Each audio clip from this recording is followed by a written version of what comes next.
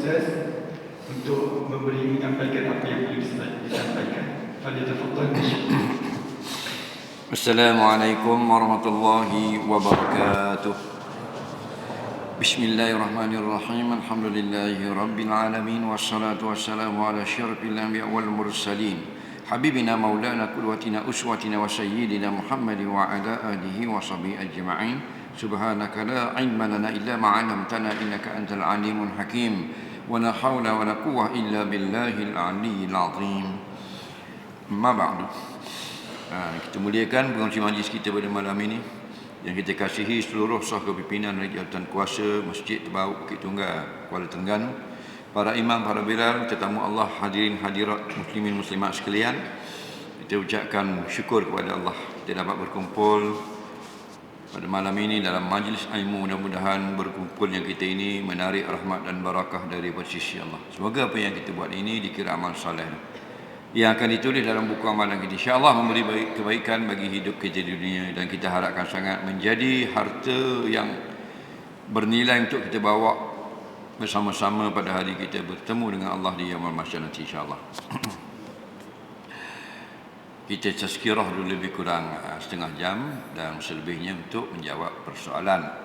Siapa yang nak bertanya soalan, tulis, sampaikan soalan itu ke hadapan. An Abi Dzar radhiyallahu anhu qala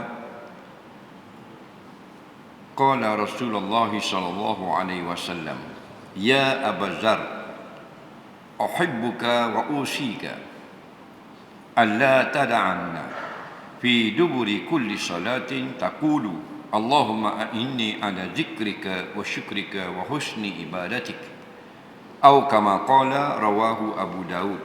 Dalam sebuah hadis, Rasulullah sallallahu alaihi wasallam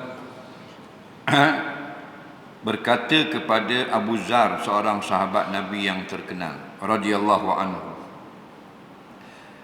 wahai Abu Dzar, aku kasih kepadamu, mana aku sukamu lah, dan aku ingin berpesan kepada kamu, jangan sekali-kali kamu tinggalkan setiap kali selesai solat 5 waktu berkata, Allahumma a'inni ala zikrika, ya Allah, ya Tuhanku, tolonglah aku atas menyebutmu, wa syukrika, dan tolonglah aku biar dapat mensyukurimu, dan tolonglah aku untuk mengelokkan ibadat kepadamu, wa husni ibadatik, makna mengelokkan, mencomelkan ibadat kepadamu. Abu Dzar radhiyallahu anhu salah seorang daripada sahabat kabir. Sahabat ni orang yang bersama dengan Nabi, sama ada sekejap ataupun lama, sama ada duduk dekat Nabi atau jauh, tapi sempat bersama Nabi dan dia beriman dengan Nabi. Maksud sempat bersama itu bukan sezaman, tetapi satu majlis. Kalau tidak sempat bersama Nabi dalam satu majlis, tapi hidup zaman Nabi, bukan sahabat. Dia nampak gelaran sahabat ni, dia kena sempat hadir sekurang-kurang sekali.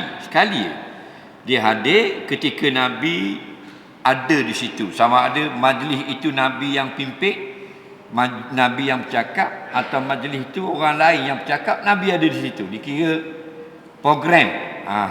Kalau kita dia ni panggil program, ya.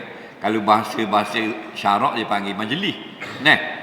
Jadi siapa yang sekali saja dia pergi tempat Nabi ada situ, sama ada Nabi ada tu di semayang Jumaat, Nabi ada tu di semayang biasa, Nabi ada tu ketika bagi zakat, Nabi ada di majlis itu ketika haji atau umrah, atau dalam peperangan, atau musafir, atau berjual beli, dia ada di situ. Dapat title sahabat. Nampak yang kita katakan sahabat Nabi itu dapat. Kemudian pula dia beriman dengan Nabi. Kalau sedang sempat dengan Nabi tak beriman. Macam Datuk Abu Lahab. Dia dengan Nabi, Datuk Abu Jahal. Pagi petang dengan Nabi, beriman tak? Tak lah. Pagi petang dia dengan Nabi. Tepuh baru. Siap tonyek lagi. Dia tak beriman. Tidak sahabat. Kita katakanlah kita di tanah Melayu ni, Malaysia ni tanah Melayu lah. Tanah ni kalau orang dulu dia panggil tanah tu negara. Dia ni dia panggil negara. Dulu orang panggil tanah. Faham? Dulu tanah. Kalau negeri Cina panggil tanah besar Cina. Kalau negeri Siam panggil tanah Siam. Tanah sekarang ni diterjemah bahasa Inggeris jadi land. Kalau tanah Siam, Thailand. Faham lagi? Land ni mana tempat yang besar. Batu kalau orang pergi tempat tu orang heran belaka, orang panggil benda. Orang pergi tempat tu habis jadi bengong belaka tengok. Heran. Tempat apa tu? Wonderland. Sakit pun ni. Tahu tak? Wonder tu heran kan tak? Kebingungan, moleknya. Jadi kita ni tanah Melayu. Katakanlah pada masa itu Nabi SAW bersama para sahabat hidup di Madinah 1500 tahun dulu. Kita hidup di tanah Melayu ni, contoh. Faham lagi? Dan kita dengar ada Nabi akhir zaman bangkit di Madinah, di Mekah no? Kita di tanah Melayu ni beriman. Faham lagi? Tak jadi sahabat. Padahal sezaman tau. Kita kena pergi Mekah dan sekali haji dengan Nabi, sahabat. Faham lagi makna sahabat? Man laqiyan nabiyya sallallahu alaihi wasallam fi hayatihi wa kana mu'minan bih. Orang yang sempat bertemu Nabi ketika Nabi masih hidup dan dia beriman dengan Nabi. Okey? Jadi kita ada peluang tak lagi nanti sekarang jumpa Nabi? Ada tak peluang lagi jumpa Nabi sekarang? Ada. Satu, ijma' ulama'. Dua, khilaf. Sebab tu suruh ngaji. Untung ngaji tau. Dah rugi sikit pun. Nak balik dah lagi blok banyak. Kita mari ngaji dulu. Ujian. Betul tak? Allah nak akad martabat, dia uji dengan susah. Betul tak? Tak susah lah. Kita kan beriman kan. Bila orang susahkan kita, benda kita senjata kita ada. Doa. Doa orang yang dizalimi jangan main.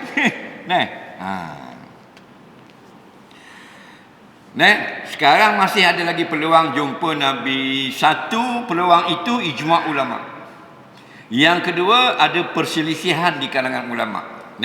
Yang pertama benda ijma' ulama', mimpi. Okey.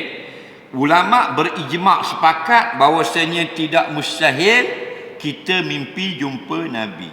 Betul tak? Cuma mimpi tak mimpi lah. Banyak mimpi jumpa janda. Tapi kalau mimpi jumpa Nabi zaman sekarang, walaupun Nabi telah 1500 tahun wafat, mustahil ke tak? Harus. Faham lagi? Harus. Jika Allah izinkan, berjumpalah kita di dalam mimpi. Betul tak? Tapi bila jumpa dalam mimpi, tidak jadi sahabat. Tu je nak bayar. Takut bangun pagi, tulis dalam Facebook, minta maaf lah nak khabar, bukan nak gaum. Saya dah dapat title sahabat. Apa pula? Malam mimpi jumpa Rasulullah. Takut gitu. Tahan bawa bodoh saja sorok dorang kan. Faham lagi? Tak jadi sahabat. Walaupun mimpi jumpa Nabi sungguh, Nabi pegang tangan dia ke apa ke, atau dia cium Nabi ke, tak jadi sahabat. Nampak? Kerana syarat sahabat, laqiyan Nabi fi hayatihi. Jumpa Nabi ketika Nabi hidup, bukan setelah wafat. Yang kedua, mimpi jumpa Nabi yang ada khilaf ulama'. Apa dia? Yaqazah. Kayak Yakuza mafia Jepun. Yaqazah. Pernah dengar tak? Apa benda Yaqazah? Yaqazah ini kita sekarang tidak bermimpi, tidak tidur, jumpa Nabi. Faham lagi? Jangan balah ni bab ni. Wa fihi khilafun indal ulama'. Masalah ini ada perselisihan di kalangan ulama'. Faham lagi? Atau saudara sibuk nak balah. Okey? Ada khilaf. Sebahagian ulama' berkata boleh berlaku jika Allah izin. Dak mimpi jumpa Rasulullah depan-depan. Kalau Allah nak, boleh. Pendapat yang pertama. Pendapat ini pendapat ulama ahli sunnah wal jamaah. Dan pendapat yang kedua tidak berlaku dah setelah wafat. Boleh berlaku dalam mimpi saja. Jadi ada perselisihan pandangan. Jelas tak lagi? Jadi tak usah balah. Mau nak ikut pandangan mana-mana, ikut pandang. Dua-dua pandangan ini ahli sunnah wal jamaah. Baik. Jadi kalau yaqazah pun takdir kata atau kaul yang kata boleh berlaku, tidak jadi sahabat. Dan kalau kita nak dapat macam sahabat kak, boleh. Iaitu kelebihan. Nak dapat nama sahabat tak dapat lah. Faham lagi?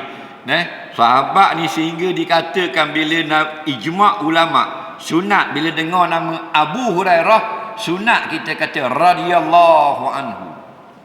Ijma' tu. Faham?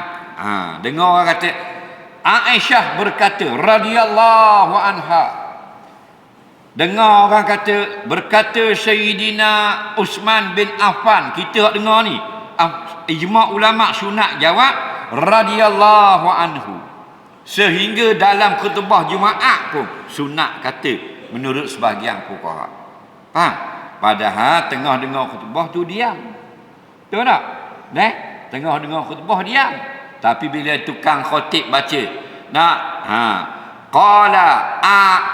qala Abu Bakar As-Siddiq radhiyallahu anhu, atau Melayunya telah berkata oleh Sayyidina Abu Bakar, kata khatib, kita makmum ini radhiyallahu anhu sirran, perlahan, bukan mengangkat suara. Okey, jelas. Itu kelebihan sahabat. Dan kita nak dapat title sahabat dah boleh dah. Tapi kalau kita nak dapat kedudukan dia, yang dia dapat tempat yang hebat di syurga nanti, kita nak juga. Boleh Dan lagu mana? Masuk kelak dia. Masuk kelak sahabat Nabi. Kelak gua ni, kalau kita nak suruh, kita ada protong wira. Faham? Kita nak supaya apa-apa program tentang protong wira orang jemput kita. Nak buat kan ni? Kita kena masuk kelab wira Terengganu. Betul tak? Faham lagi? Baru ada apa-apa khabar kita. Kita nak orang apa-apa tentang khatir Ekzia, orang panggil kita juga. Masuk kelab Ekzia Terengganu. Faham lagi? Jadi kalau kita nak serta dengan sahabat, senang je. Ikut dia. Faham lagi? Sebab Nabi kata dah, ashabi kan nujum, sahabat-sahabat aku ini seperti bintang di langit. Bi'aihi muqtadaitum ihtadaitum. Mana-mana seorang mu follow, mana-mana seorang mu ikut, mu dapat petunjuk. Itu kan. Sahabat Nabi ada yang kuat solat malam, kita pun follow kuat solat malam. Dapat petunjuk. Ada sahabat Nabi kurang solat malam, banyak baca Quran, kita follow hak dia ni pula, banyak baca Quran. Dapat petunjuk kau. Ada sahabat Nabi yang banyak yang kuat berjihad berperang, kita ikut. Semuanya kita ikut mana-mana satu. Ihtadaitum, jawabnya kamu pasti berjalan di jalan yang Allah redai. Hujung jalanannya itu syurga. Bukan je wujud, syurga di depan.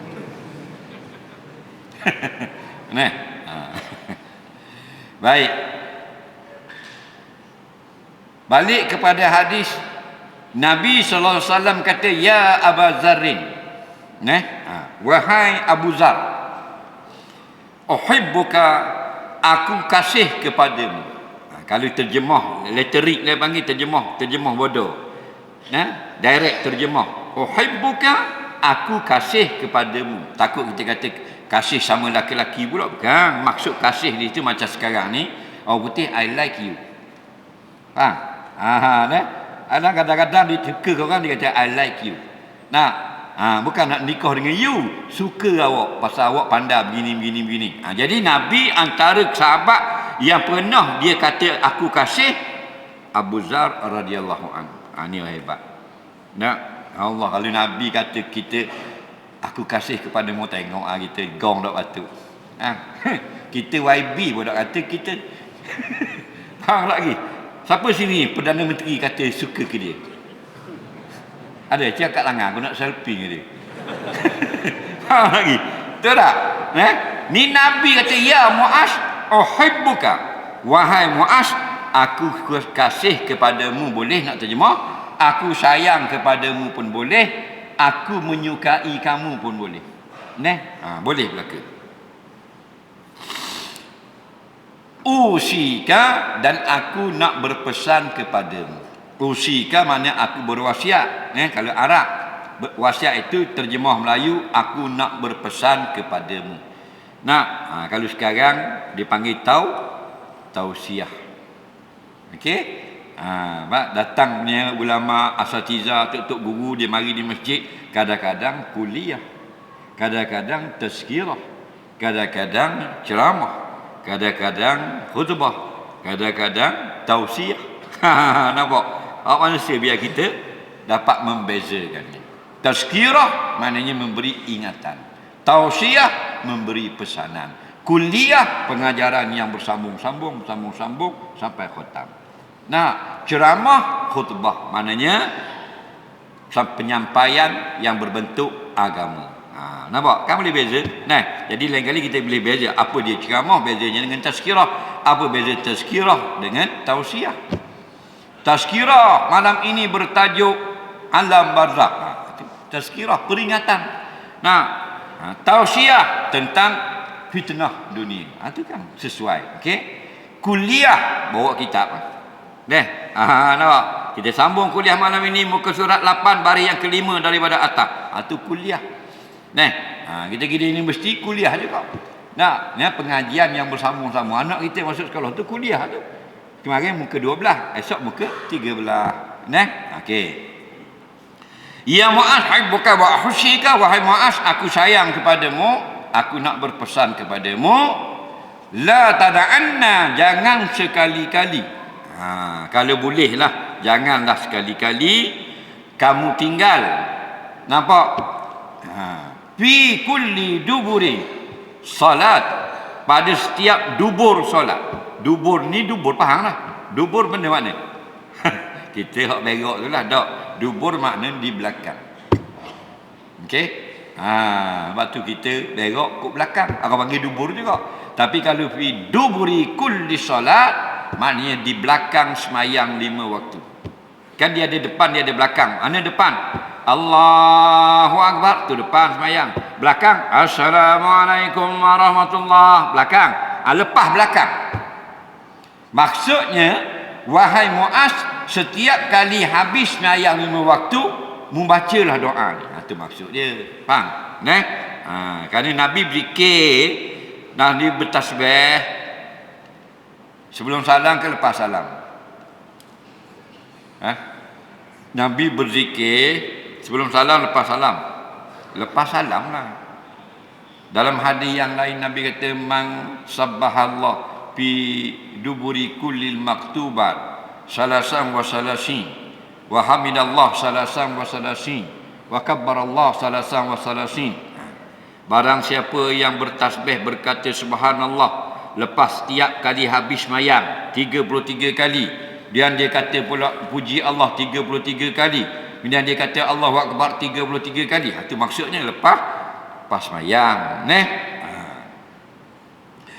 Dan dalam semayang zikir maksud, zikir yang khusus. Nampak? Zikir yang khusus dalam semayang. Contoh dalam tasbih rukuk. Allahu Akbar, subhana rabbiyal azim wa bihamdi, subhana rabbiyal azim wa bihamdi salasa. Nabi sebut 3 kali. Itu zikir juga. Zikrun maksusun, zikir khusus, zikir istimewa untuk solat. Dia ada zikir dalam solat, ada zikir lepas solat. Jadi kalau gitu, kalau lepas bayar kita tak berzikir, dah cukup lagi, cukup dah. Kerana ada zikir dah dalam tu. Tetapi Nabi tunjuk dah ke kita. Nabi semayang malam sampai bekok putih. Lagi. Kerana nak lebih lagi. Tanda gemakan akhirat. Kata guana jangan tinggal lepas semayang 5 waktu.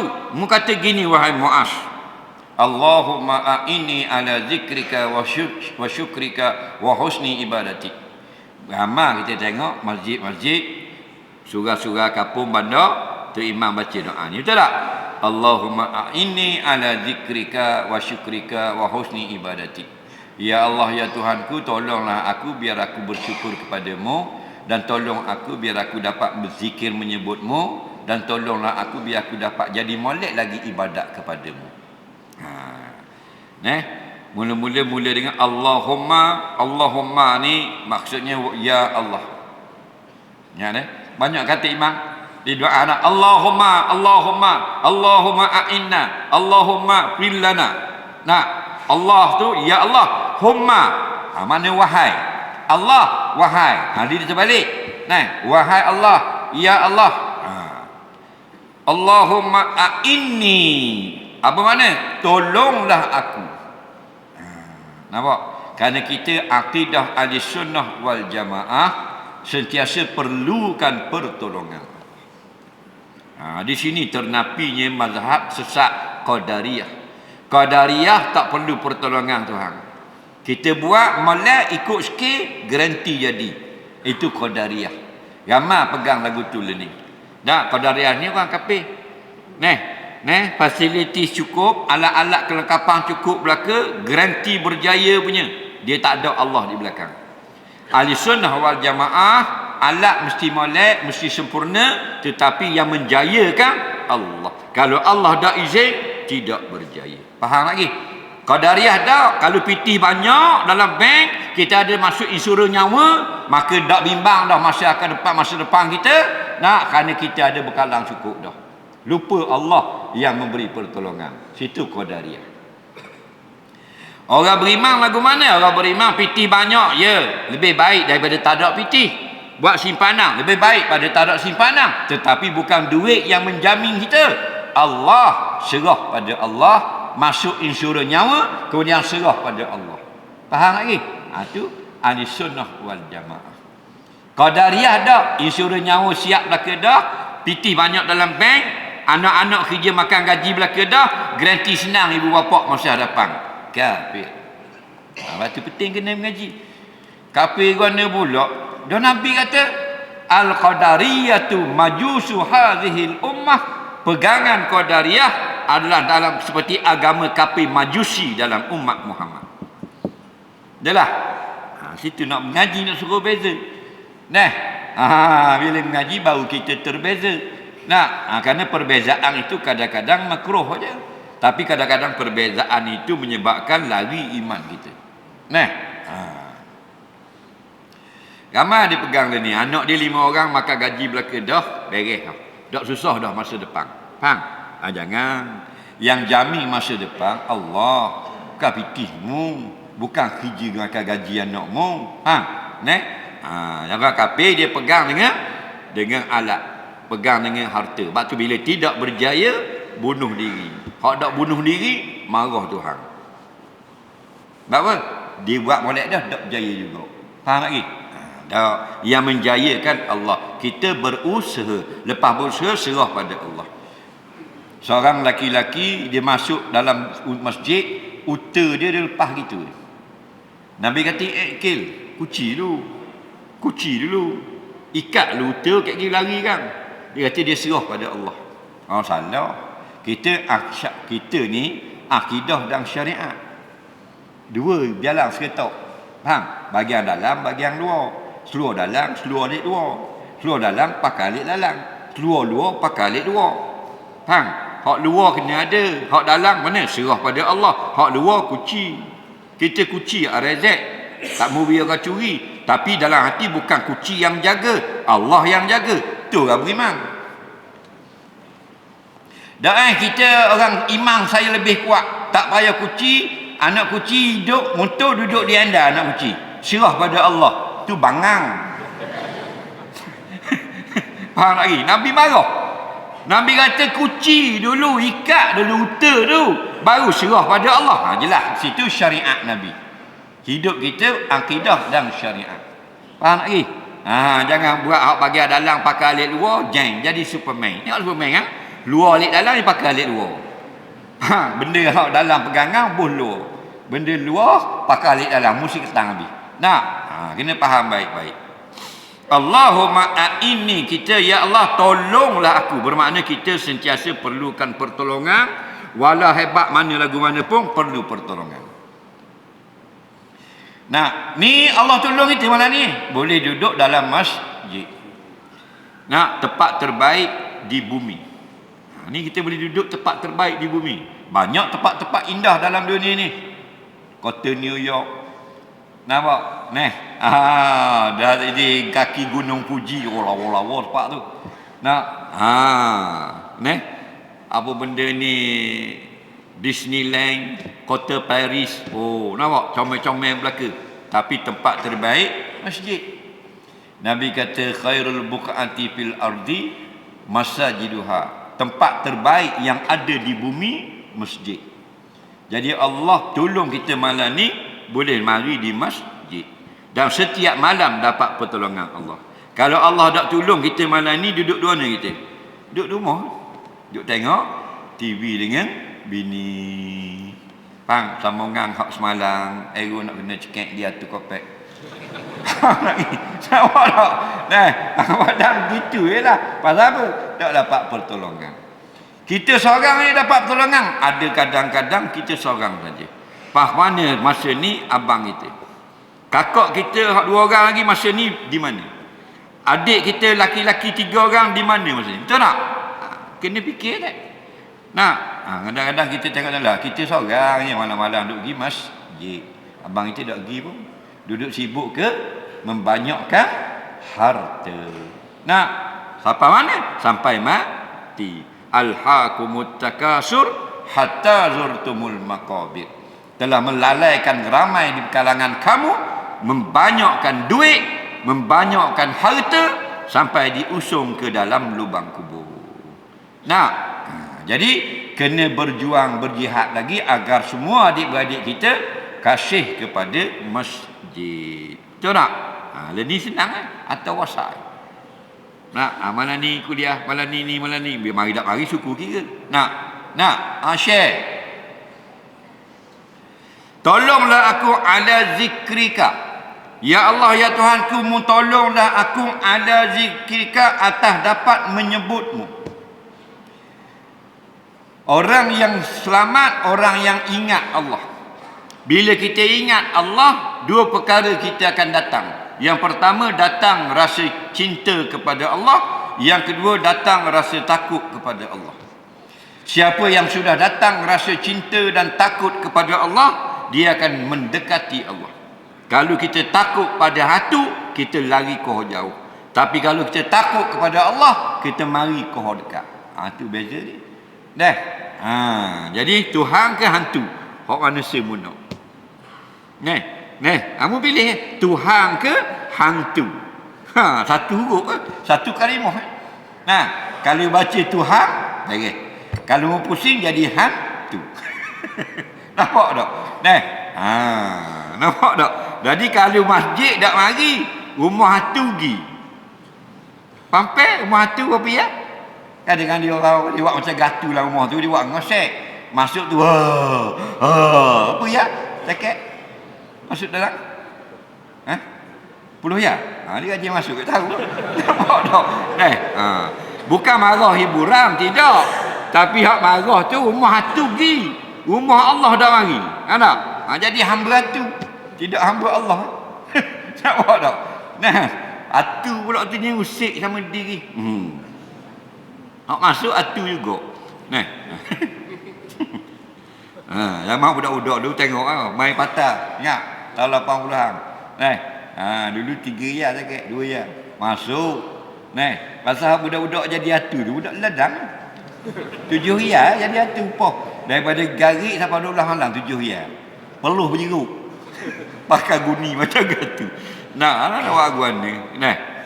Zaman bahan lagu. Ini ya Allah, tolonglah aku ala zikrika. Kita ni Allah suruh peringat sama. Kita ni orang yang lemah, perlu pertolongan. Sebab tu diwajibkan baca Fatihah 17 kali sehari. Kalau kita tak baca serakaat, tidak sah. La tasihhu raka'atun bilal Fatihah, tidak sah rakaat tanpa Fatihah. Nah, apa dalam Fatihah kata mana? Wa iyyaka nasta'in. Nampak? Wa iyyaka, dan akan dikau ya Allah nasta'in, kami minta tolong. Kenapa? Kerana kita tidak mampu nak buat sendiri tanpa pertolongan. Segala-galanya dengan pertolongan Allah. Nah, kita nak bangun, nak akad, nak jalan, nak baca Quran, nak Allah tolong kita. Jadi tolonglah aku ya Allah. Lepas sembahyang kita sebut lagu tu, ya Allah, inni ala zikrika, tolonglah aku agar dapat menyebutmu. Bila sebut zikir, maknanya az-zikru dua makna. Satu, menyebut pada mulut, subhanallah, subhanallah, subhanallah, subhanallah, subhanallah. Itu pun panggil az-zikru. Satu lagi makna yang lebih luas, az-zikru, zikir makna ingat Allah. Nampak? Ingat dengan hati tanpa mulut menyebut, atau mulut menyebut tanda ingat kepada Allah. Lebih umum. Sebab tu dikatakan solat itu zikrullah. Zikir orang panggil, kalau orang tanya kita, Syekh, zikir mana wajib? Jawab dia, 5 waktu. Maksudnya sembahyang itu adalah zikrullah. Faham? Tapi zikir yang wajib. Kerana tu orang yang tidak sembahyang, dia tidak ingat Allah. Orang yang tak ingat Allah ini, dia anggap sebagai mayat yang tidak berguna.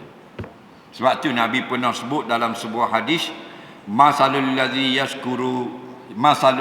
yazkurullah wal ladzi la yazkuruhu kamasalil hayyi wal mayyiti atau kama qala, perbandingan orang yang ingat Allah dengan orang yang tak ingat Allah seperti orang hidup dengan bangkai yang sudah mati. Maknanya, kata setengah ulama, makna hadis ini ialah solat. Maknanya orang yang solat dengan orang yang tak solat, orang solat seperti orang hidup, siapa yang tak solat, bangkai yang tidak berguna lagi. Jadi kalau orang yang tak solat, boleh kita panggil bangkai dari hadis ni. Assalamualaikum bangkai. Marah tak dia? Marah tak? Marahlah kita panggil bangkai. Pasal apa? Pasal makanan anjing. Bangkai ni makanan anjing. Nampak? Baca dalam riwayat lain, ad-dunya jifah wa tullabuha kilabun. Dunia ini bangkai, peminat bangkai adalah anjing. Tak boleh kata bangkai gitu kau tak semayang. Boleh, rengang dah tu. Faham tak lagi? Kalau dalam hadis-hadis lagi berat. Nabi pernah menyebut dalam sebuah hadis, man taraka salata muta'ammida faqad kafara jihara atau kama qala. Barang siapa sengaja tidak solat satu waktu, dia telah menjadi kafir terang-terangan. Hadis inilah yang digunakan oleh mazhab Hambali. Mereka berpegang orang yang tak solat kafir. Kita jumhur ulama tak kafir, asi derhaka saja. Kita jumhur, majoriti Syafi'i, Hanafi, Maliki. Kita pakai hadis tadi, maksudnya menafikan kewajipan. Itu berat. Sebab itulah kalau orang yang solat, dia tak berzikir hak lepas sembahyang, boleh tahan dah. Kenapa? Kerana dia termasuk orang yang sudah ingat Allah. Sebab orang yang solat 5 waktu, dia 5 kali ingat Allah. Nabi buat perbandingan orang yang 5 kali ingat Allah seperti orang yang mandi 5 kali sehari, air terjun yang ada depan rumah dia. 5 kali sehari mandi air sekayu, bersih. Faham? Tak masuk lagi zikrullah hak sunat selepas solat. Okey? Jadi kalau kita tak ada pekerjaan hak mustahak, berzikirlah sekejap, sekurang-kurang selepas solat. Zikir yang sunat. Zikir yang wajib, solat tu sendiri. Nampak? Kemudian wa ala syukrika, dan tolonglah aku supaya aku ni bersyukur kepadamu. Orang yang Allah tak tolong, dia tak boleh syukur kepada Allah. Siapa yang dapat bersyukur kepada Allah, tanda orang itu telah ditolong oleh Allah. Hadis ni. Benda makna syukur, tu nak mengaji mana ni? Makna syukur ada 2. Makna lurah, makna bahasa. Nak memuji Allah. Alhamdulillah, alhamdulillah, alhamdulillah, alhamdulillah, alhamdulillah, alhamdulillah, alhamdulillah. Dua benda bersyukur. Nampak? Balik-balik tengok ayang duduk dalam tudung saji, ayang percik. Buka, ayang percik. Alhamdulillah. Syukur. Panggil. Nampak? Lapas syukur. Hakikat tidak. Hakikat syukur lain. Nah, tu macam usolli, dak semayang ni. Usolli fardal maghribi salasa rakaatin ada alillahi ta'ala. Itu talaffuz bin niat, bukan semayang. Faham lagi? Baru lapah niat. Nah, hakikat syukur menggunakan nikmat Allah untuk membalas budi Allah. Jelas lagi. Guna nikmat Allah untuk balas budi Allah. Contoh nikmat Allah benda apa? Mata. Allah jadikan mata kita dapat melihat. Maka kita guna mata kita untuk melihat jalan pergi ke masjid. Kita guna mata kita untuk melihat jalan pergi ke tempat belajar ilmu agama. Itu panggil syukur nikmat mata. Faham? Tapi kalau kita gunakan mata untuk tengok yang Tuhan larang, maka kufur nikmat mata. Itu je. Faham? Allah bagi telinga untuk apa? Untuk mendengar. Kita guna telinga untuk dengar majlis ilmu. Orang itu syukur nikmat telinga. Kita guna telinga dengar orang ngajar hadis. Orang itu syukur nikmat telinga. Nah, Allah beri kita pula lidah dapat bercakap-cakap. Kita pun guna buat baca Quran. Syukur nikmat lidah. Kita guna lidah untuk caruk, untuk maki hamu. Untuk cakap kotor-kotor. Kufur nikmat lidah. Allah bagi kaki untuk berjalan. Kita gunakan kaki pergi ke medan perang, gunakan kaki pergi berjihad, pergi haji, pergi umrah. Syukur nikmat kaki. Tapi ada orang guna kaki buat pergi zina, guna kaki buat pergi buat maksiat, guna kaki pergi ambil borong. Dia kufur nikmat kaki. Allah bagi pula anak isteri, kita gunakan dengan tarbiyah yang diajar oleh Rasulullah supaya berjalan dengan jalan yang benar. Anak dan isteri kita tutup aurat dan sebagainya. Syukur nikmat keluarga. Ada orang Allah beri ke bini dia untuk derhaka kepada Allah. Dia suruh pakai ketak-ketak, dia suruh belah biar nampak beha, pakai biar nampak punggung, biar nampak betul kopek, betul berada, betul apa, biar nampak seksi. Dia sudah kafir nikmat isteri. Tak bersyukur.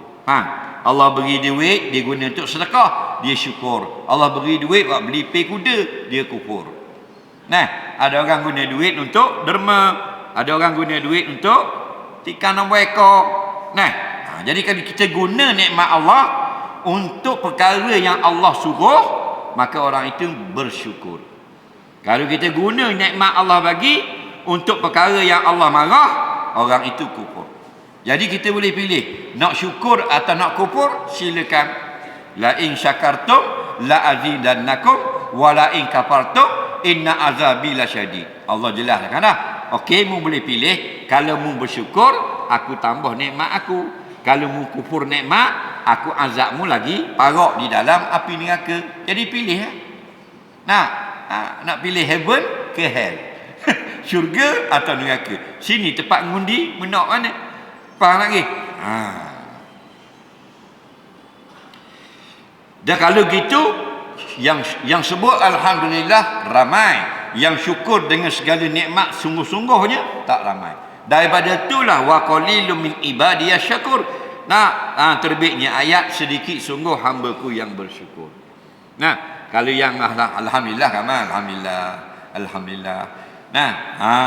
Cocok di bank tengok PT masuk dah 1,500. Alhamdulillah. Cocok tak duit nak beruk sungguh.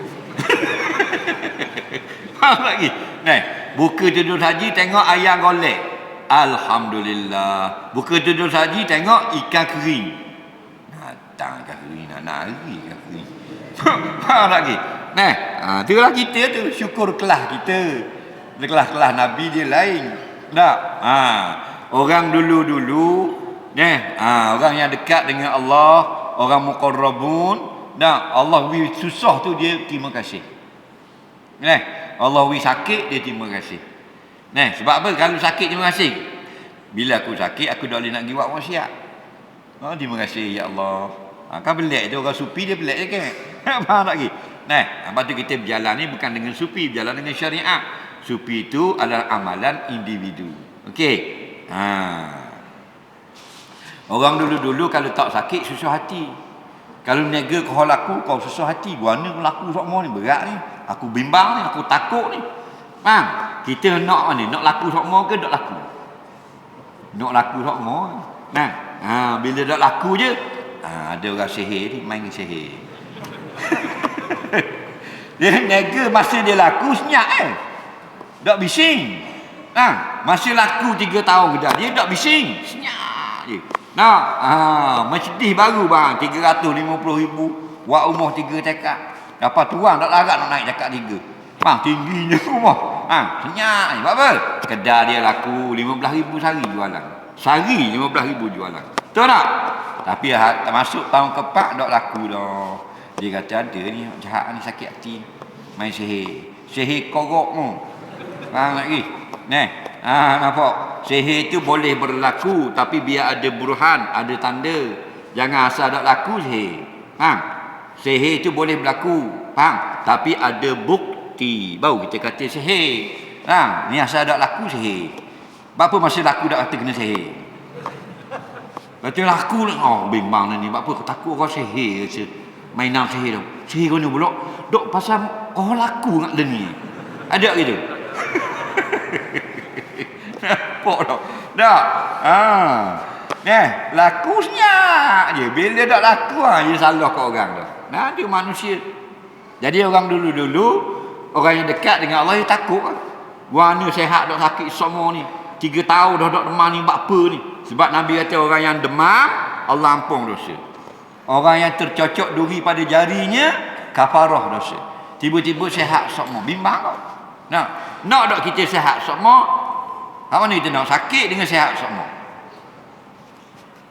Sihat semua tak? Tak sakit ke tak? Siapa yang tak sakit, dia sekelas dengan Fir'aun. Betul tak? Nabi kata Fir'aun sakit tak? Tak sakit, hadis sahih tu. Fir'aun tidak sakit tuan dia. Hebat Fir'aun. Datuk paling tinggi Fir'aun. Jadi kalau mu tak mau sakit, mu anak-anak Fir'aun. Faham lagi? Jadi sihat 3 bulan, demam 2 hari, sihat 2 tahun, masuk hospital seminggu. Macam mana tu? Kafarah dosa. Ni dok sihat semua. Dok kasi bimbang sikit, berasa hebat. Kelah gok aku, dak laki sikit aku. Kelah juga aku. Kelah dah duduk lah kotak. Wa husni ibadati, ya Allah tolonglah aku jadi kau molek ibadat aku. Rupanya ibadat kita ni jangan semata-mata buat, tapi indahkan ibadat. Nampak? Sebab tu kita dengar wa'bud rabbaka. Nampak? Hendaklah kamu sentiasa menyembah Tuhan. Daripada mana sembah Tuhanmu? Sampai ke lubang kubur, sampai ke mati. Hatta ya'tiyakal yakin, sampai masuk kepada yakin. Yakin tu apa? Yakin tu makna al-maut. Maknanya beribadatlah kamu sampai mati. Tapi ibadat lagu mana? Ibadat yang lebih baik daripada semalam. Itu orang beriman. Dia nak naik martabat. Kalau kita kerja pulih, masuk-masuk mula-mula askar, dipanggil private. Private maksudnya tak ada pakat. Private Ismail, makna Ismail yang tak ada pakat sutih habuk. Faham? Kerja 3 tahun, insya-Allah naik 1.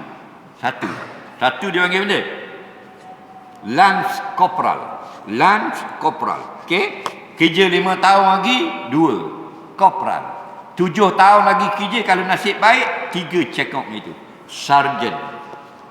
Sergeant tu lipat naik tak atas pula cokek. Staff Sergeant. Gaji kau naik tak? Kau naik. Kalau pegawai pula paling rendah Lieutenant muda sutih cotek. Kerja 5 tahun insya-Allah 2 cotek Lieutenant. Kerja 6 tahun lagi kalau boleh 3 cotek, dia panggil Captain. Kalau murah rezeki 5 tahun lagi buang 3 cotek, bintang kecil siap bulat tu Major. Baik. Itu cara dia. Begitulah dengan ibadat. Nah, 15 tahun dulu kita baca semuka je Quran malam-malam. Ni 10 muka dah bawah. Tu naik pakat. Nah, ni dah 50 tahun dulu semuka juga, ni tinggal setengah muka. Faham lagi? Jadi tidak upgrade.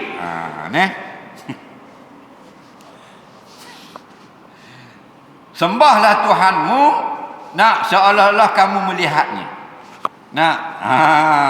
Maksudnya apa?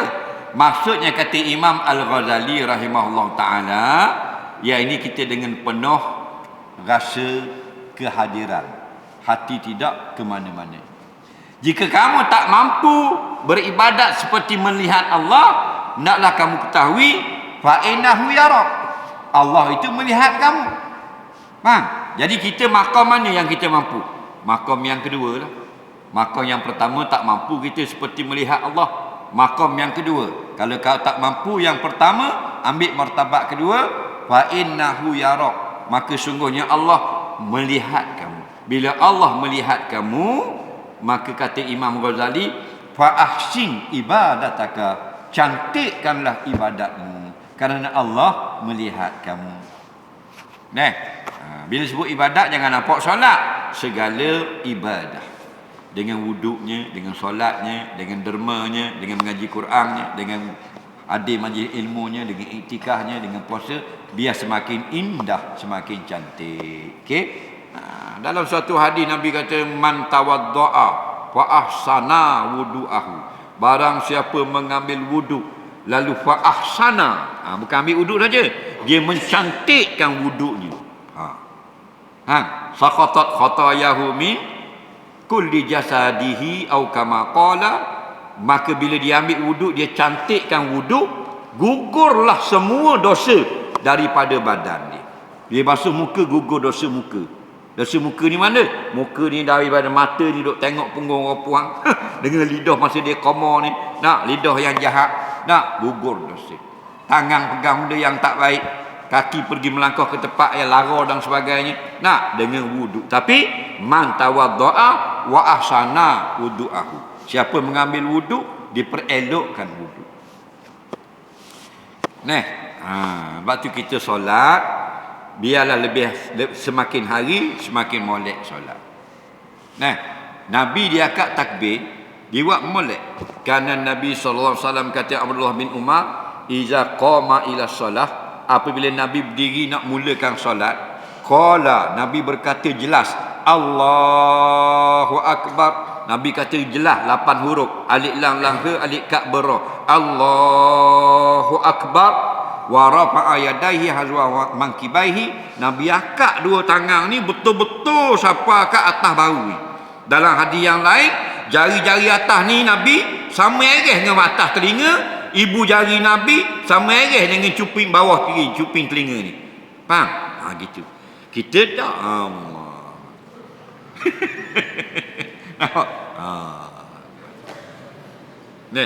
doa dah akak gini buat atas kepala lutut. Allah dah, ya Allah, nak wiwi tak wiwi sudah. Ada sama ni. Tidak tahsin, tidak mengelokkan, tidak ihsan. Awi comel. Rokok dia comel. Kita Assalamualaikum salam. Bau. Faham lagi? Bila molek mari kat amal sembahyang jemaah comel sembahyang. Sembahyang rumah molek baju pun tak pakai. Sebab tu sembahyang jemaah tu untung. Mula-mula kita berlakon, lama-lama jadi tabiat sembahyang kita molek. Jadi kita perlukan pertolongan Allah. Bukan saja perlu pertolongan, memang kita nak perbaiki akan ibadah kita. Walaupun kita tak tinggal dah sembahyang, biar sembahyang lebih baik, biar bacaan Quran kita lebih baik, biar sedekah kita lebih baik. Mudah-mudahan Allah menerimanya. Wallahu a'lam. Sebelum kita jawab soalan, diwakilkan oleh pihak masjid Terbau melancarkan kutipan sumbangan derma. Petugas-petugas akan mengutip derma menggunakan karung hijau seperti yang tertera di hadapan. Mulakan sekarang daripada hadapan masjid ke belakang masjid. Kutipan malam ini untuk beli vacuum bersihkan kapet masjid. Kerana vacuum rosak. Okey? Bagi yang melihat melalui apa benda ni live Facebook, kita tak buanglah bawah kuliah tu kita letak akaun bank masjid untuk senang beri sumbangan sampai bila-bila. Iaitu nombor bank Islam 1306 2010 0275 dan 45 di belakang. Bagi yang nak bayar bil api, bil TMB 2206 4904 5904 atas nama penolong pegawai daerah Kuala Terengganu, kita tak buang, tak hilangkan. Buka dalam Facebook, cari dekat kuliah terbaru, skrin di bawah tu ada nombor akaun sampai bila-bila lagi Facebook tu tak hilang. Okey.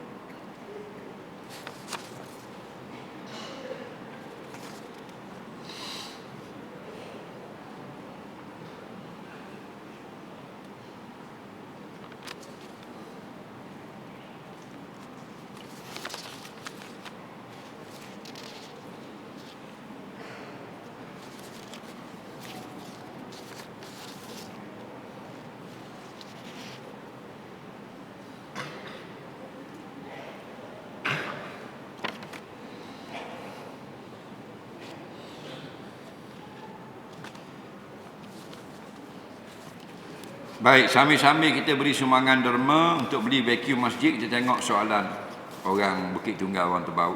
Soalan yang pertama, bacaan dalam sujud sajadah, kalau kita tak ingat, bolehkah kita diam atau kita baca bacaan yang lain?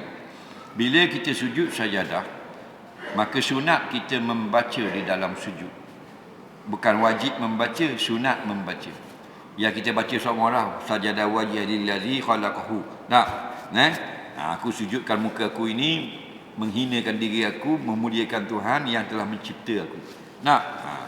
Hukum baca itu sunat. Jika kita tak baca, sujud sajadah tu sudah dikira dapat pahala. Kerana pahala sujud sajadah tu bukan atas bacaan, atas turun sujud tu. Cuma ulama kata dan sunat dibaca ketika dalam sujud. Jadi dua pahala, dipanggil pahala mustaqillah, pahala yang asing. Pahala turun sujud satu, pahala membaca pula satu pula. Jadi kalau kita masih tak ingat, tak hafal, boleh kita baca bacaan yang lain. Kerana mendiamkan diri tanpa bacaan apa-apa, kata setengah ulama, khilaful aula, menyalahi yang lebih utama. Maksudnya yang baiknya jangan diam.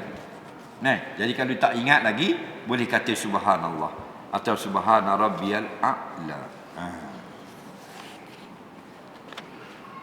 Soalan seterusnya, betul ke rumput yang atas kubur berzikir kepada Allah dan rahmat turun kepada mayat? Bila kita buang rumput itu, maka tumbuhan itu tak berzikir dah. Dengar baik-baik, ramai orang salah faham. Dia kata tumbuhan yang atas kubur saja berzikir kepada Allah. Salah. Yang sebenarnya di mana saja tumbuhan berzikir kepada Allah. Tumbuhan yang tumbuh di kubur, contoh pokok yang tumbuh di tanah perkuburan, yusabbihnallah, menyebut Allah dengan bertasbih. Tumbuhan yang di gunung, dalam hutan, di mana saja tumbuhan, kata ulama termasuk tumbuhan yang hidup di dalam laut. Macam rumput rampai dalam laut kan ada tumbuhan, juga bertasbih, berzikir kepada Allah. Bukan di tanah perkuburan, betul tu dulu. Kemudian apabila kita berzikir, contoh kita duduk sini dalam masjid, kita pun duduk kata subhanallah, subhanallah, subhanallah, subhanallah, subhanallah, atau kita panggil orang main rumah, orang la ilaha illallah, la ilaha illallah. Tempat orang berzikir turun rahmat. Itu sepakat ulama. Jadi bila dikatakan pohon-pohon yang berzikir itu ada di atas kubur, maka turun rahmat di kubur itu. Adakah dapat kepada mayat? Tak dapat. Tetapi diharapkan dapat tumpang rahmat itu kepada mayat. Bukan mesti turun rahmat dan dapat kepada mayat. Tak, turun rahmat dan kita mengharapkan ditumpang rahmat itu kepada mayat. Jika dia sedang diberat, diringankan. Itu maksudnya. Faham lagi? Kita duduk dalam lori, kita berzikir, turun rahmat kat lori tu. Jadi kalau ada baby sebelah tengah tidur, mudah-mudahan bayi itu dapat tumpang rahmat yang turun kerana pemandu lori sedang membaca Quran. Contoh. atau berzikir. Nah. Sebab itulah timbul isu dia kata tak boleh kita tanam pokok yang hidup dalam jambang. Baru ni ada isu. Sebab apa? Sebab pokok itu berzikir menyebut Allah. Kan dalam jambang tak boleh berzikir. Dia buat pandai dia. Nampak tak? Dia buat pandai dia je. Jawabnya salah. Apa yang salah? Tumbuhan tidak dilarang berzikir dalam tandas. Di mana saja dia berzikir menyebut Allah. Okey, yang dilarang kita. Lagi bukan tumbuhan. Tumbuhan tak ada hukum syarak. Okey? Soalan seterusnya. Solat sunat taubat boleh buat selepas waktu yang tiada solat lagi selepasnya, iaitu selepas solat subuh dan zuhur. Betul ke? Bolehkah solat sunat taubat selepas waktu subuh dan zuhur? Baik. Dia kata, kalau kita solat sunat taubat lepas sembahyang subuh dan zuhur, boleh ke tak? Boleh.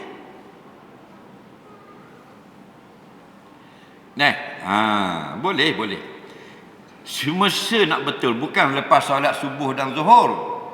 Yang dilarang solat ialah selepas subuh dan selepas asar, kan lepas zuhur. Bukan larang semua solat. Solat yang tidak ada sebab dilarang. Maksud dilarang di sini bukan haram. Faham tak lagi? Makruh saja. Bapa pergi sembahyang sunat mutlak makruh ni.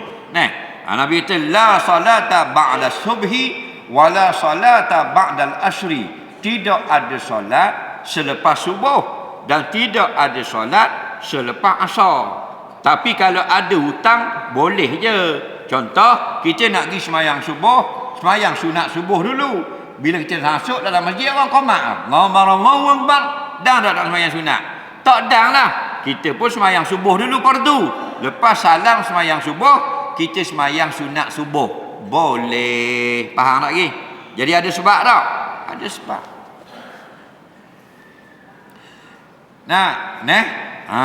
Lepas sembahyang subuh teringat semalam kita buat dosa. Kita nak sembahyang sunat taubat. Padahal sembahyang subuh dah. Boleh. Faham tak lagi? Jangan saja-saja nak sembahyang tanpa sebab apa-apa. Saja nak sembahyang sunat saja. Maka tidak ada. Bukan Nabi kata haram. Tidak ada la solata.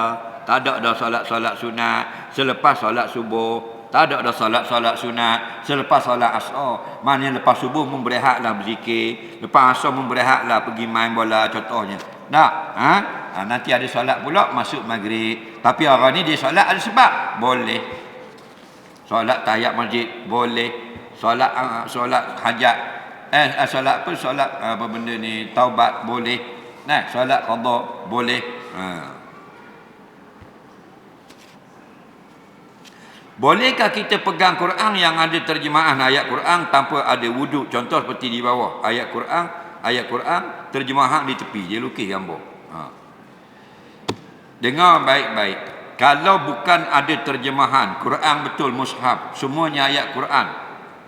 Ada sikit iaitu tulisan manusia di belakang, contohnya penerbit dan sebagainya. Itu dikira mushaf, tak boleh sentuh. La yamassuhu illal mutahharun, haram kamu sentuh pak mazhab melainkan kamu sudah suci daripada hadas kecil, dah ada wuduk. Okey. Adapun Quran tafsir atau kita panggil kitab tafsir, maka kata ulama dibolehkan. Okey, kitab tafsir dibolehkan. Kerana kitab tafsir ayat Qurannya sedikit di atas, bawahnya tafsir. Walaupun tafsir yang pendek seperti tafsir Jalalain, satu ayat Quran 10 kalimah, tafsirnya 15, lebih banyak daripada lapah-lapah Al-Quran. Tafsir yang pendek, tafsir apa? Tafsir Jalalain, tafsir pimpinan Ar-Rahman, tafsir sepuah tafsir Syekh Ali Sabuni. Pendek je tapi lebih panjang dari ayat Quran. Cuma peringatan, walaupun ada ulama mengatakan bila kitab tafsir boleh pegang tanpa wuduk, sebaiknya tangan yang tak berwuduk tadi jangan sentuh pada ayat Quran. Sentuh pada tulisan tafsir tak apa. Kerana nak keluar pada khilaf ulama yang mengharamkannya. Soalan seterusnya.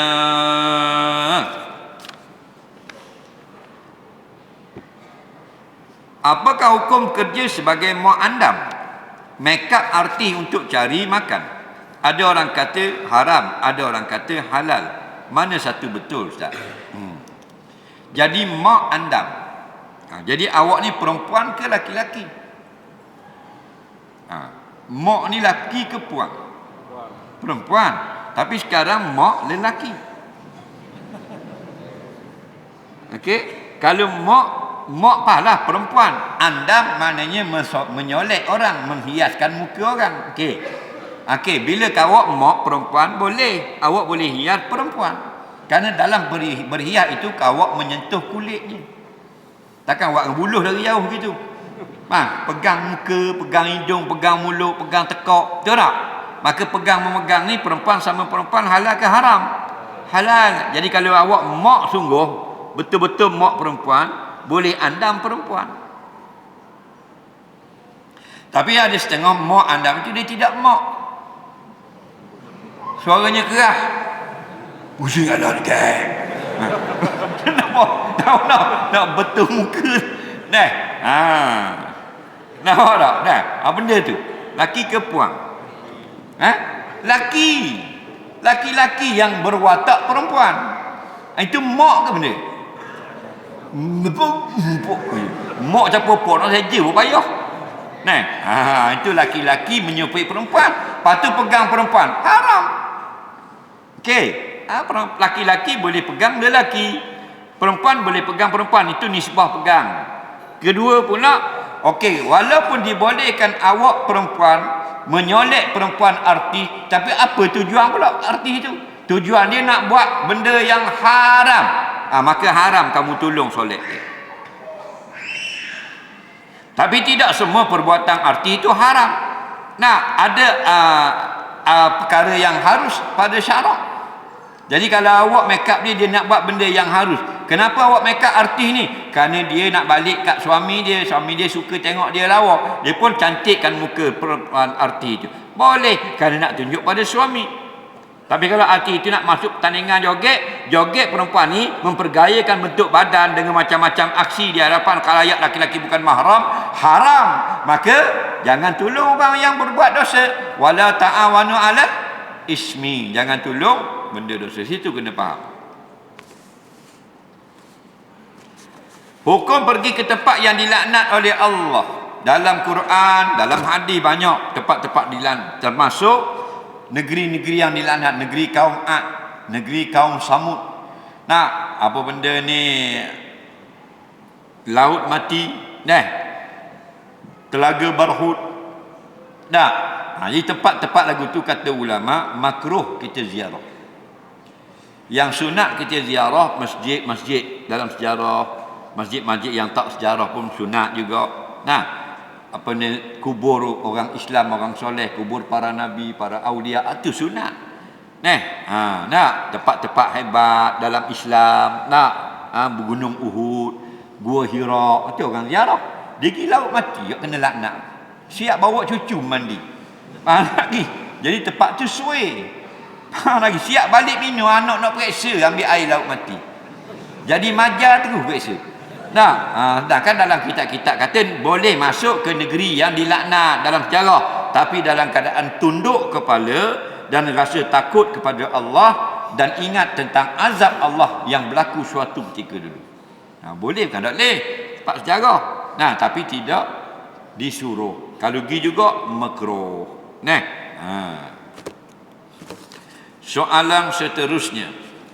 Saya tukang sembelih natang. Sebelum nak sembelih saya baca bismillah. Tapi saya tak sebut Allahu Akbar sebanyak 3 kali.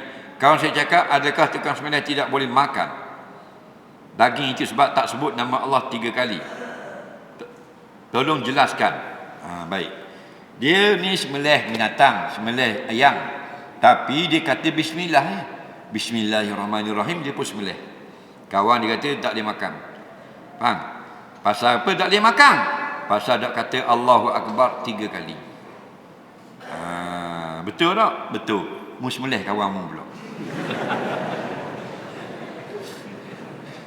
Ngaruk dah kawan ni. Kok mana mari ni kena takbir 3 kali ni?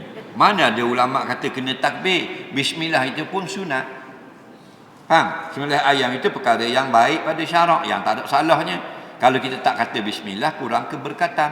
Kullu amrin zibalin la yubda'u fihi bi bismillahirrahmanirrahim fahuwa abtar. Setiap perkara yang tak salah pada syarak termasuk menyembelih, kamu tak mula dengan bismillah, kurang keberkatannya. Faham? Tapi mana ulama wajib kata takbir Allahu akbar pula, pandai-pandai sangat. Nak. Jadi sunat bismillahirrahmanirrahim. Sekurang-kurang sunat bismillah sudah dibolehkan. Kalau kita bersin keluar inguh, adakah rasa nak bersin masa solat, perlu hentikan solat atau teruskan saja solat? Dia kata dia ni kalau bersin keluar inguh. Jadi kalau dalam solat nak bersin kena berhenti tak solat. Jangan berhenti, haram. Apa berhenti? Nak bersin, haram berhenti sembahyang. Biarlah dia bersin. Faham tak lagi? Dah kalau keluar inguh, tidak batal solat. Yang batal solat, bersin keluar air kecil. Bersin keluar tahi. Baru batal solat. Nah, kenapa? Batal wuduk. Bila batal wuduk, batal solat. Yang membatalkan wuduk, khuruju syai' min sabilaini, keluar suatu dari kemaluan depan atau belakang. Keluar dari mulut tak batal. Nah, dah mu tahu dah mu jenis bersin keluar inguh, bawalah sapu tangan, bawalah tisu, bubur dalam poket gini.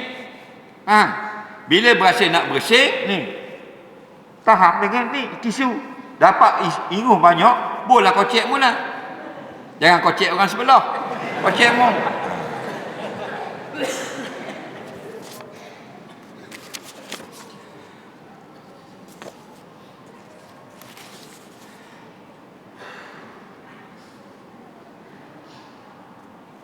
Mukim itu daerah atau dun? Payah nak jawab. Mukim itu daerah atau dun? Kalau dari segi logiknya, mukim itu lebih kecil daripada daerah. Daerah tu besar, macam daerah Kuala Terengganu tu daerah. Dalam daerah Kuala Terengganu tu dia ada mukim banyak lah. Mukim Batu Buruk, mukim Kuala Ibar, mukim Pasir Panjang, kan banyak. Jadi gini, hak mudah simple saja. Dia paling kecil sekali kampung. Okey, kampung. Dia nak beberapa kampung dia akan jadi satu mukim. Okey, contoh kalau kata ladang, nak jadi mukim ladang tu dia banyak kampung. Kampung Ladang Sekolah, Ladang Patah, Ladang Ngabang, Ladang Cicau, Ladang Nesampak, Ladang Sahak. Tak lembu tu kan? Nampak tak? Jadi ladang 7-8 kampung tu satu mukim. Okey, itu maksud mukim. Nampak? Nak kata mukim Batu Buruk tu dia ada Batu Buruk Patah, Lorong Ajida, Jalan Budiman, Bunung. Banyak kan? Parik Syekh Malik. Kan itu semua kampung-kampung. Kampung Ipun 7-8 kampung tu satu mukim, mukim Batu Buruk. Perhimpunan mukim-mukim pula 30 mukim satu daerah. Soalan seterusnya.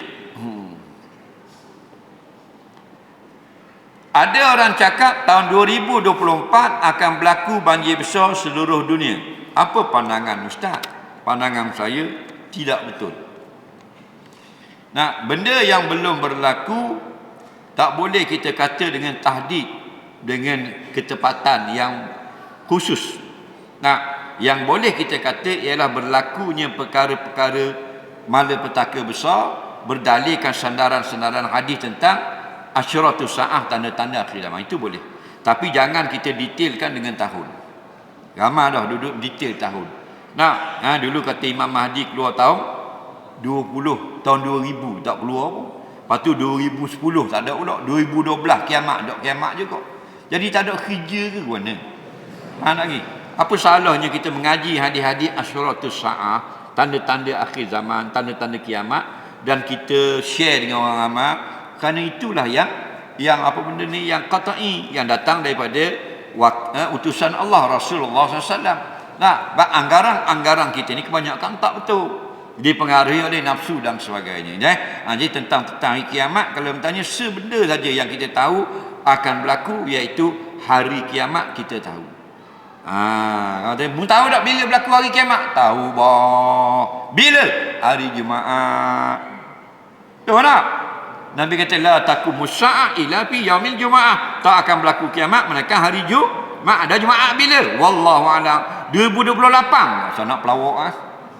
Faham lagi? Kerana dia akan datang. Tapi rentetan dia, orang panggil schedule dia ikut. Dia tidak melompat, tak melanggar.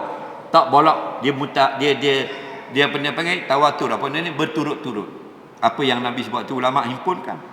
Nak tanda pertama, tanda kedua, tanda ketiga. Imam Mahdi keluar sebelum Dajjal. Faham?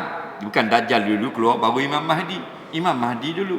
Lepas Imam Mahdi nak berlaku peperangan besar, iaitu dengan Yahudi laknatullah, hingga kalah tentera Yahudi, menang tentera Islam. Nah, datang Dajjal pula. Dajjal bukan lawan Imam Mahdi. Imam Mahdi tak boleh kalahkan Dajjal. Turun Nabi Isa. Nabi Isa membunuh Dajjal. Bila turun Nabi Isa, kata satu riwayat, 7 tahun menjadi pemimpin di bumi. Hakaman adalah menjadi hakim pemerintah yang sangat adil.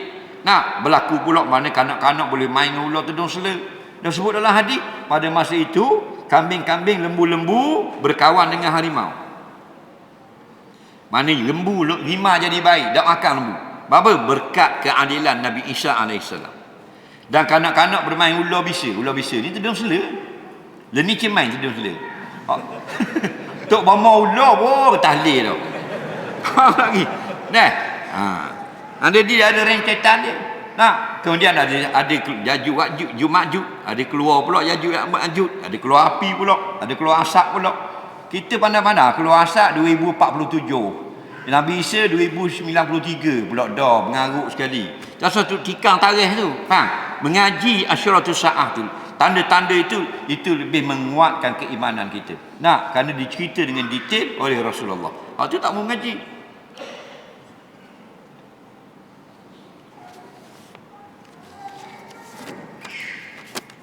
Soalan seterusnya.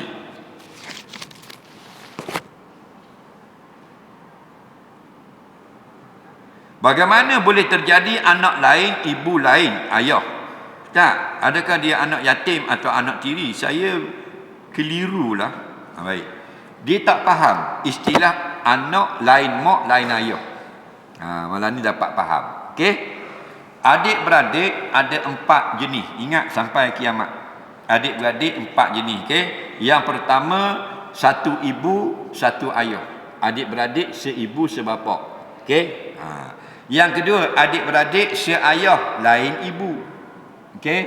Yang ketiga, adik-beradik seibu lain ayah. Okey? Yang keempat, adik-beradik lain ibu lain ayah. Contoh, ayah kita. Mak kita mati, bang Covid. Ayah kita hidup, ayah kita kahwin dengan janda yang ada anak perempuan. Faham lagi? Okey? Bila kahwin, jadilah perempuan itu benda dengan ayah kita. Isteri dengan kita, perempuan tu jadi apa? Mak tiri. Alah bengong, mak tiri. Anak di janda tu dengan kita adik-beradik. Dan mak dia mak kita tak? Mak dia mak lain, pak dia pak lain juga. Itu panggil adik-beradik, bukan mak sama, bukan pak yang sama. Mak lain, pak lain, tapi adik-beradik. Adik-beradik tiri. Okey? Boleh kahwin? Boleh kahwin. Keluarga 69, 67 boleh. 69. Faham tak? Itu maksud adik-beradik yang mak lain, paknya lain juga. Okey? Adik-beradik betul 3 saja. Seibu sebapa, sebapa lain ibu, seibu lain bapa. 3-3 ni adik-beradik betul. Faham lagi? Tak boleh nikah sampai bila-bila. Yang adik-beradik lain mak, lain pak, itu adik-beradik tiri. Itu bukan mahram. Soalan seterusnya.